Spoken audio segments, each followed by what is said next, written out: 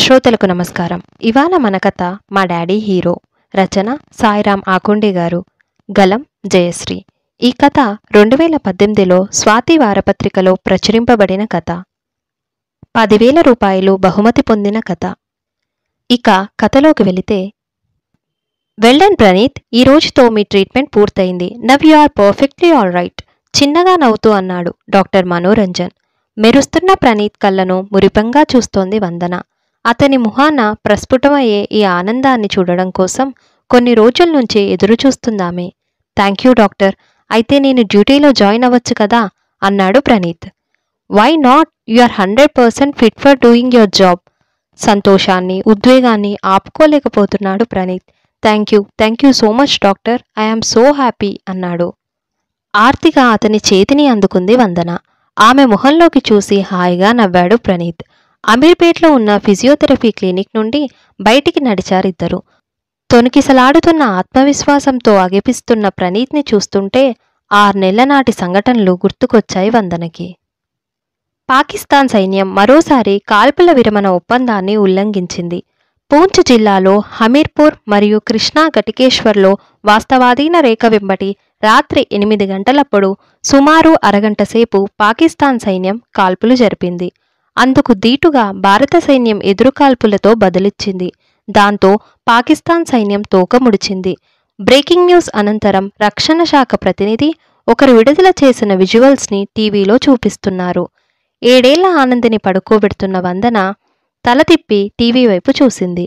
భర్త Praneeth border security ఫోర్స్లో పనిచేస్తూ వాస్తవాధీన రేఖ వెంబడి ఉండే మిలిటరీ క్యాంపుల్లో డ్యూటీ చేస్తుండడం చేత ఆయా విషయాలకు సంబంధించిన న్యూస్ వచ్చినప్పుడు అసంకల్పితంగానే ఆమె దృష్టి పెడుతుంది. ఇటీవల కాలంలో పాకిస్తాన్ దౌత్య ఒప్పందాలను అతిక్రమించడం ఒక అలవాటుగా మారింది.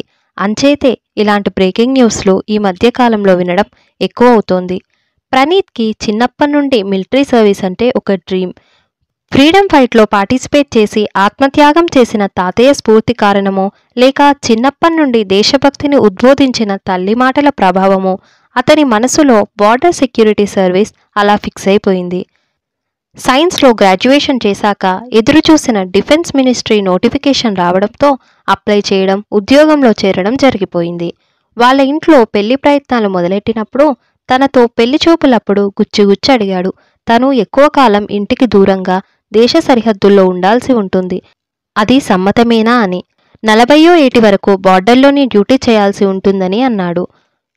నచ్చిన ఆప్షన్లతో పెళ్లికొడుకును సెలెక్ట్ చేసుకునే ఆర్థిక స్థాయి కలిగిన కుటుంబం కాదు వందనది. పొట్ట నింపుకోవడానికి ఇంట్లో ప్రతి ఒక్కరూ సంపాదించుకోవాల్సిన పరిస్థితుల్లో తాను ఓ చిన్న స్కూల్లో టీచర్గా పనిచేస్తోంది. అలాంటి నేపథ్యంలో కోరి వచ్చిన పెళ్లి సంబంధంలో లోపం కనపడలేదు, దోషం వెతకాలనిపించలేదు. అయినా అవకాశం ఉన్నంత మేరకు అతను ఆశయాన్ని సాధించుకోగలిగితే అది సమంజసమే కదా అనిపించింది. అలా ఆలోచించాక అతడు బాగున్నాడనిపించింది. అలా ఒకరికొకరు నచ్చారు. పెళ్లి జరిగింది. 2 నెలల సెలవు ముగిశాక వెళ్ళిపోయిన ప్రణీత్ మళ్ళీ ఆనంది పుట్టిన తర్వాత వచ్చాడు. అలా ప్రతి ఏడు అతనొచ్చి తమతో గడిపే నెల్లాళ్ళు వందనకు ఆనందికి పండగ రోజులే. పరాయి గడ్డ మీద ముష్కరులు చాప కింద నీరులా చేరకుండా పహారా కాసే దీక్షలో 11 నెలలు మనస్ఫూర్తిగా శ్రమించే ప్రణీత్కి వందన ఆనందిలతో గడిపే ఒక నెల ఆటవిడుపులా అనిపిస్తుంది. ఇంకో 2 నెలల తర్వాత రాబోయే ప్రణీత్ని మనసులో నింపుకుంటూ పడుకునే ప్రయత్నం చేస్తున్న వందన ఫోన్ రింగ్ అవ్వగానే లేచి కాల్ అటెండ్ అయ్యింది. ఫోన్లో విన్న వార్త షాక్ని కలిగించింది. పాక్ సైనికుల కాల్పుల్ని ఎదుర్కొనే క్రమంలో రాతిగుట్ట మీద నుంచి ప్రణీత్ దొర్లి పడిపోవడంతో అతని కుడికాలికి ఫ్రాక్చర్ అయింది. పూంచ్ మిలిటరీ హాస్పిటల్లో సర్జరీ చేసి కట్టువేశారని, 4 నెలల విశ్రాంతి కోసం అతన్ని ఇంటికి పంపిస్తున్నారన్నది ఫోన్ సారాంశం. కాలికి అయిన గాయం కంటే ఎక్కువగా మానసికంగా చిన్నపోయిన ప్రణీత్కి వందన ఆనందీల సమక్షం కొంత స్వాంతనను కలిగించింది. ఆత్మన్యూనతకు గురవుతున్న అతన్ని వందన తన మాటలతో ఓదార్చింది, స్ఫూర్తినిచ్చింది. మళ్ళీ తను మామూలుగా అవుతాడని, తన ఉద్యోగ బాధ్యతలను చేసుకోగలుగుతాడని ధైర్యాన్ని నింపింది. ఇప్పుడు ఫిజిషియన్ పూర్తిగా కన్ఫర్మ్ చేయడంతో హద్దులేని ఆనందానికి లోనయ్యాడు ప్రణీత్. చాలా రోజుల తర్వాత అతని ముఖాన కనిపిస్తున్న వెలుగు వందనకి ఆహ్లాదాన్నిచ్చింది. సారీ ప్రణీత్, అమెండెడ్ రూల్స్ ప్రకారం మళ్ళీ మీరు బార్డర్ సెక్యూరిటీ ఫోర్స్లో సర్వీస్ చేయలేరు. మీకు కలిగిన ఇంజ్యూరీ సివియారిటీ, కాంప్లెక్సిటీ ఆఫ్ సర్జరీని అనలైజ్ చేసి మన డిపార్ట్మెంట్ డాక్టర్స్ ఇచ్చిన రికమెండేషన్ ప్రకారం మీకు వేరే ఆల్టర్నేటివ్ పోస్ట్ సజెస్ట్ చేశారు. ఫ్యూచర్లో మీ రిక్వెస్ట్ని కన్సిడర్ చేస్తారేమో తెలీదు, కానీ ఇప్పటికైతే this is final. Administration officer మాటలు ప్రణీత్ని నివ్వెరపరిచాయి. సో హయ్యర్ ఆర్డర్స్ ప్రకారం మీరు సికింద్రాబాద్ క్యాంటీన్ స్టోర్ డిపార్ట్మెంట్లో ఇన్ఛార్జ్ పోస్ట్ అసైన్ చేశారు. ఈ వీక్లో జాయిన్ అయిపోండి. ట్రాన్స్ఫర్ పోస్టింగ్ లెటర్ని ప్రణీత్ చేతిలో ఉంచి ఇక వెళ్ళమన్నట్టు చూశాడు అడ్మినిస్ట్రేషన్ ఆఫీసర్. ఊహించని ఈ పర్యవసానం ప్రణీత్పై ఎలాంటి ప్రభావం చూపుతుందో వందనకు తెలుసు. అతడెంత కుంగుబాటుకు గురవుతాడో ఊహించింది. తానిప్పుడు శక్తి సామర్థ్యాలు లోపించిన అర్భకుణ్ణనే భావం అతన్ని ఆవహించిందని ఆమెకు అర్థమైంది. నువ్వు అన్ని రకాలుగా ఫిట్గా ఉన్నావని డాక్టర్ గారు చెప్పారు కదా. రూల్స్ కాదన్నంత మాత్రాన నీ సామర్థ్యం నిజం కాకపోదు. నువ్వలా మనసులో బాధ పెట్టుకోకు ప్రణీత్. అనుక్షణం దేశాన్ని కాపాడుతూ బ్రతకాలనే నీ ఆశయానికి అడ్డంకులు రావడం దురదృష్టం కావచ్చు గాని అది తాత్కాలికమే. నీ శక్తి సామర్థ్యాలు గుర్తించినప్పుడు రూల్స్ కట్టడి చేయలేవు.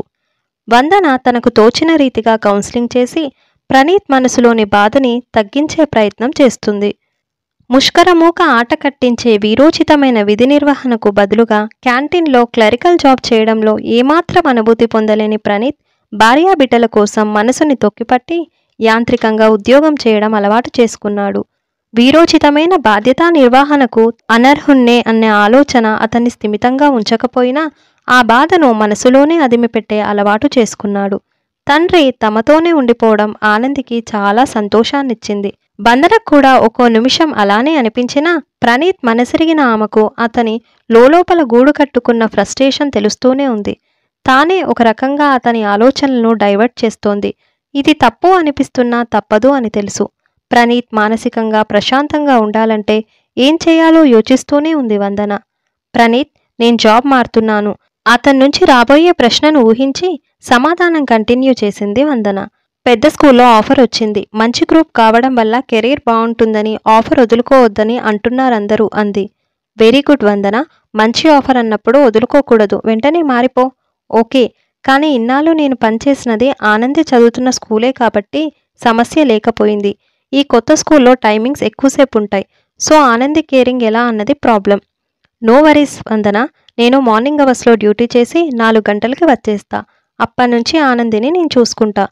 తర్వాతి వారంలో వందన జాబ్ మారిపోయింది.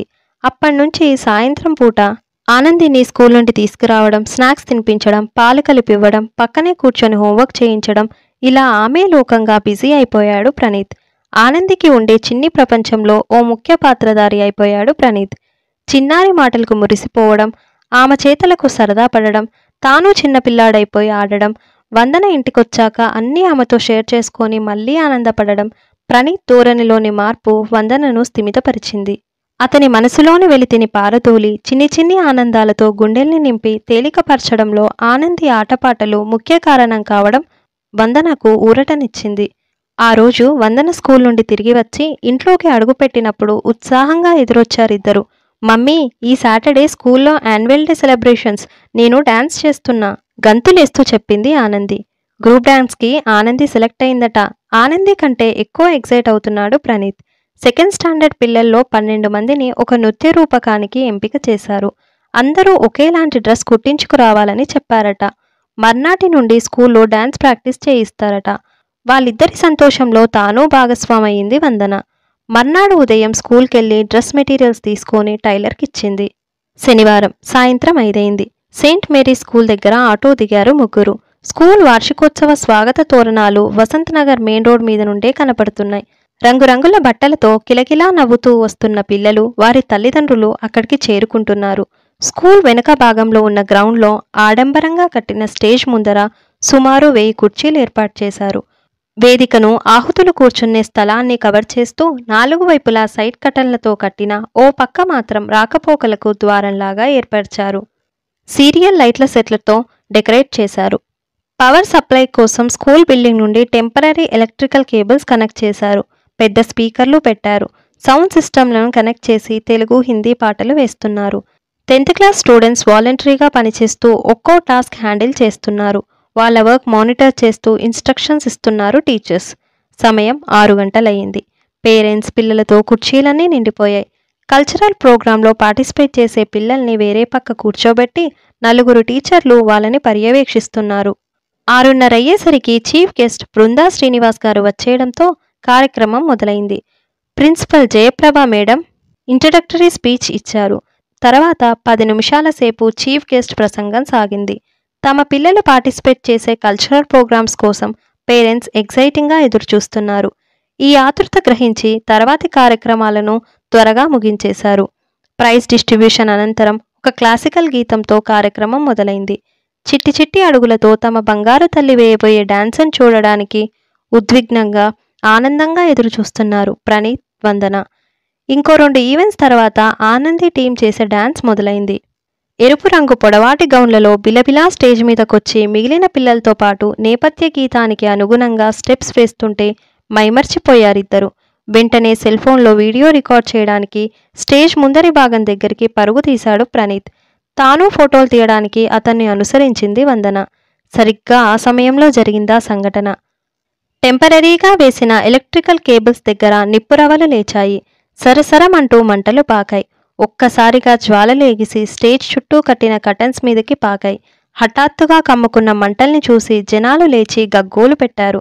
తమ పిల్లల్ని తీసుకొని అక్కడి నుండి దూరంగా పారిపోయే ప్రయత్నంలో తొక్కిసలాట మొదలైంది.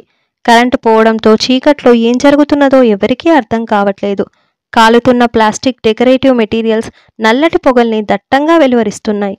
గ్రౌండ్లో ఓ మూల ఉన్న కట్టెల వరుస కూడా అంటుకొని ఖాళీ కాలని స్థితిలో పొగను వెలువడిస్తుంది. ఆ పొగలకు కళ్ళు మండుతూ ఊపిరి పీల్చడం కష్టమైపోతుంది. క్షణాల్లో సంభవించిన పరిణామాలను అర్థం చేసుకున్నాడు ప్రణీత్. స్టేజ్ దగ్గరికి దూసుకుపోయాడు. ఏడుస్తూ అటు ఇటు తిరుగుతున్న పిల్లల్లో ఆనందిని చేపట్టుకుని గుంజాడు.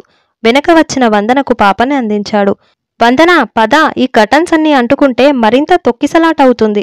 ఈ పొగల్లో ఊపిరి పీల్చడం మంచిది కాదు. కార్బన్ మొనాక్సైడ్ ఎక్కువైతే ప్రాణాలు పోతాయి. వెంటనే ఇక్కడి నుంచి బయటపడాలి. పాపని ఇక్కడి నుంచి వెంటనే బయటికి తీసుకెళ్లాలి. ఆనందిని వందన ఎత్తుకొని పరిగెడుతుంటే ఆమె చేయి పట్టుకొని గుంజుతూ మరింత వేగంగా పరిగెడుతున్నాడు ప్రణీత్. 3 పక్కలా మంటలు చెలరేగుతుంటే అందరూ ఉరుకుతున్న 4వ వైపు పరిగెడుతున్న వందన సడన్గా ఆగింది. ప్రణీత్! ఆమె అరుపుకి ఆగి వెనుతిరిగాడు ప్రణీత్. ప్రణీత్, ఈ పాప మన ఆనంది కాదు. అప్పుడు తెరిపారా చూశాడు ప్రణీత్. వందన చేతుల్లో ఉన్నది ఆనంది కాదు, డాన్స్ డ్రెస్లో ఉన్న మరో పాప. అందరూ ఒకేలాంటి డ్రెస్లో ఉండడం చేత ఒకేలా అనిపిస్తున్నారు. ఆనంది స్టేజ్ మీదే ఉండిపోయినట్టుంది. ప్రణీత్ మరో క్షణం కూడా ఆలోచించకుండా వెనుతిరిగి స్టేజ్ దగ్గరికి దూసుకుపోయాడు. మంటల దాటికి స్టేజ్ మీద ముందరి భాగం కూలిపోయి మండుతోంది. కొందరు పిల్లలు దిక్కుతోచక పరుగులు పెడుతున్నారు. మంటల్ని దాటుకొని స్టేజ్ మీదకి పరిగెత్తి చెరో చేత్తో ఒక్కొక్కరి చొప్పున 2 పిల్లల్నెత్తుకొని మంటల్ని దాటుకొచ్చి అక్కడ ఏడుస్తూ నిల్చున్న వారికి అందించాడు. మళ్ళీ వెనక్కి వెళ్ళి ఇంకో 2 తీసుకొచ్చాడు. అలా 10 మంది పిల్లల్ని మంటల మధ్య నుంచి తప్పించాడు. అలా ఎదురుపడ్డ పిల్లల్ని సేవ్ చేస్తూనే ఆనంది కోసం వెతికాడు. స్టేజ్ వెనక మరికొందరు పిల్లలు ఏడుపులు వినిపిస్తే అక్కడికెళ్లాడు. కాలుతున్న బల్ల చెక్కల వెనుక చిక్కుకున్న ఇంకొందరు పిల్లల్ని తీసుకొచ్చాడు. ఆనంది కనపడకపోవడంతో గుండెల్లోంచి దుఃఖం తన్నుకొస్తుంది. తల్లి ఆనంది, ఎక్కడున్నావు అరుస్తూ ఇంకా లోపలికి వెళ్ళబోతుంటే వెనక నుండి వందన పిలుపు వినిపించింది. ప్రణీత్, ఆనంది నా దగ్గరుంది. వెనుదిరిగి చూశాడు. వందన చేతుల్లో ఆనంది కనిపించింది. తన బంగారు తల్లి కనపడగానే ఊపిరి పీల్చుకొని తేలికపడ్డాడు. అతని బాధ మటుమాయమైంది.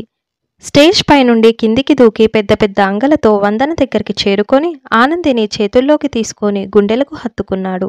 చిన్నారి చేతులని తండ్రి మెడ చుట్టూ పెనవేసింది ఆనంది. ఇద్దరినీ మురిపంగా చూస్తూ ఆర్తిగా చుట్టుకుపోయింది వందన. ప్రాణాలకు తెగించి సాహసోపేతంగా చాలామంది పిల్లల్ని కాపాడిన ప్రణీత్ని ఒక రియల్ హీరోలా చూస్తూ పొగుడుతున్నారు అక్కడున్న జనాలు. వాళ్ళ ప్రశంసలు గర్వకారణంగా అనిపిస్తుంటే ప్రణీత్ భుజాన్ని తట్టింది వందన. ఒంటిమీద అక్కడక్కడ కాలిన గాయాలు ప్రణీత్కి బాధను కలిగించడం లేదు. తెలియని ఆత్మస్థైర్యం గుండెల్లో నిండుతోంది. ఆనందిని ఎత్తుకొని ప్రణీత్ చేయి పట్టుకొని అతనితో పాటు నడిచింది వందన. ఆమె చెవిలో గుసగుసలాడింది ఆనంది. మమ్మీ, నీ వెనకే ఉన్నప్పుడు నేను లేనని చెప్పి డాడీని స్టేజ్ దగ్గరికి ఎందుకు పంపించావు? నీకు భయం వేయలేదా? చిన్నగా నవ్వి ఆనంది బుగ్గ మీద ముద్దు పెట్టింది వందన. లేదురా, మీ డాడీ సేఫ్గా రాగలరని నాకు తెలుసు. వందన మాటల్లో ఆత్మవిశ్వాసం తొణికిసలాడింది. అవును mummy, daddy is a hero, నా ఫ్రెండ్స్ అందరినీ కాపాడారు. ప్రణీత్ మొహంలో వందన కోరుకున్న వెలుగు విరబూసింది. ఇంతటితో సాయిరాం ఆకుండి గారి మా డాడీ హీరో అనే కథ సమాప్తం. ఈ వీడియో మీకు నచ్చినట్లయితే లైక్ చేయండి, షేర్ చేయండి, ఛానల్ని సబ్స్క్రైబ్ చేయండి. Thank you.